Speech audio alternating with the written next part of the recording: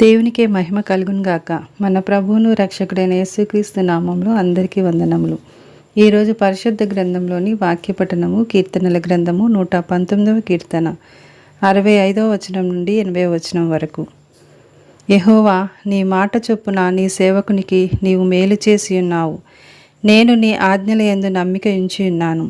మంచి వివేచన, మంచి జ్ఞానము నాకు నేర్పుము. శ్రమ కలుగక మునుపు నేను త్రోవ విడిచి తిని ఇప్పుడు నీ వాక్యము అనుసరించి నడుచుకొనుచున్నాను.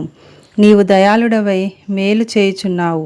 నీ కట్టడలను నాకు బోధింపుము. గర్విష్ఠులు నా మీద అబద్ధము కల్పించుదురు. అయితే పూర్ణ హృదయముతో నేను నీ ఉపదేశములను అనుసరింతును. వారి హృదయము క్రొవ్వు వలె మందముగా ఉన్నది. నేను నీ ధర్మశాస్త్రమును బట్టి ఆనందించుచున్నాను. నేను నీ కట్టడలను నేర్చుకున్నట్లు శ్రమ నొంది యుండుట నాకు మేలాయను. వేల కొలది వెండి బంగారు నాణ్యముల కంటే నీవిచ్చిన ధర్మశాస్త్రము నాకు మేలు. నీ చేతులు నన్ను నిర్మించి నాకు రూపు ఏర్పరచును.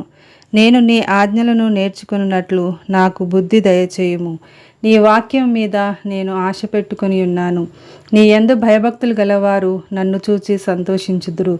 యెహోవా, నీ తీర్పులు న్యాయమైనవనియు విశ్వాస్యత గలవాడవై నీవు నన్ను శ్రమపరిచితివనియు నేను ఎరుగుదును.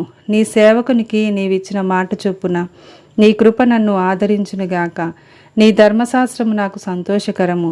నేను బ్రతుకున్నట్లు నీ కరుణా కటాక్షములు నాకు కలుగునుగాక. నేను నీ ఉపదేశములను ధ్యానించుచున్నాను.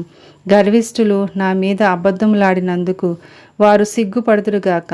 నీ యందు భయభక్తులు గలవారును నీ శాసనములను తెలుసుకుని వారును నా పక్షంన ఉందురుగాక. నేను సిగ్గు పడకుండునట్లు నా హృదయము నీ కట్టడల విషయమై నిర్దోషమగునుగాక. ఆమేన్.